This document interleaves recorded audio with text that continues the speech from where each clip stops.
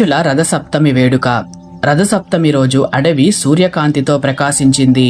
అన్ని పక్షులు చెట్లలో చేరి ఆనందంగా చూస్తున్నారు. ఈ రోజు ప్రత్యేకం ఎందుకంటే ఇది సూర్యదేవుని ఆరాధనకు కృతజ్ఞతలు తెలుపుకునే పండుగ.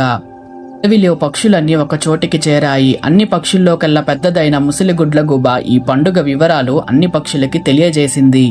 రథసప్తమి అనేది మాఘమాసంలో శుక్లపక్షం 7వ రోజు జరుపుకునే పండుగ. ఇది సూర్యునికి అంకితం.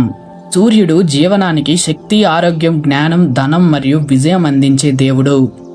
ఈ రోజు భక్తులు సూర్యుని ప్రార్థనలు చేసి కృతజ్ఞతలు తెలుపుతారు. శ్రేయస్సు, ఆరోగ్యం మరియు ఆధ్యాత్మిక వృద్ధి కోసం ఆశీస్సులు పొందుతారు. సూర్యుని కాంతి వ్యవసాయం, జీవులు, మనుషులు, ప్రకృతి మరియు కుటుంబం కోసం అవసరం. మనం సూర్యునికి నమస్కరిస్తే పంటలు మెరుగుగా పెరుగుతాయి, ఆరోగ్యం బాగుంటుంది మరియు సమాజం శాంతిగా ఉంటుంది. సూర్యుడు జ్ఞానం, మేధస్సు మరియు బుద్ధికి ప్రతీక.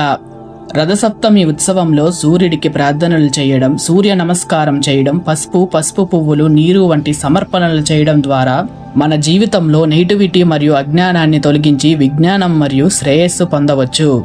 మనం పండుగని ఇలా జరుపుకుంటాం. ఉదయాన్నే సూర్యుని నమస్కరించడం, పసుపు పువ్వులు, నీరు సమర్పించడం, ఇళ్లను రంగోలి, పసుపు లేదా కేసర రంగులతో అలంకరించడం. ఇది శక్తి మరియు సానుకూలతకు సంకేతం. అనంతరం అన్ని పక్షులు సూర్యునికి నమస్కరించి పండ్లు, గింజలు పంచి సంతోషంగా పాటలు పాడుతూ సూర్యుని ధన్యవాదాలు తెలుపుతూ ఉత్సవాన్ని జరుపుకున్నాయి. అడవి మొత్తం సంతోషంగా, ప్రేమ మరియు కృతజ్ఞతతో నిండిపోయింది. ఈ కథలోని నీతి ఏమిటంటే కృతజ్ఞత, సహాయం, ప్రేమను పంచటం నిజమైన ఉత్సవం. మనం ప్రకృతికి, సూర్యుడికి కృతజ్ఞతలు తెలుపుతూ జీవిస్తే మనం ఆరోగ్యంగా, సంతోషంగా జీవిస్తాం. ముందుగా అందరికీ రథసప్తమి శుభాకాంక్షలు. ఈ కథ మీకు నచ్చినట్లయితే లైక్ చేయండి, షేర్ చేయండి, మన ఛానల్ని సబ్స్క్రైబ్ చేయండి.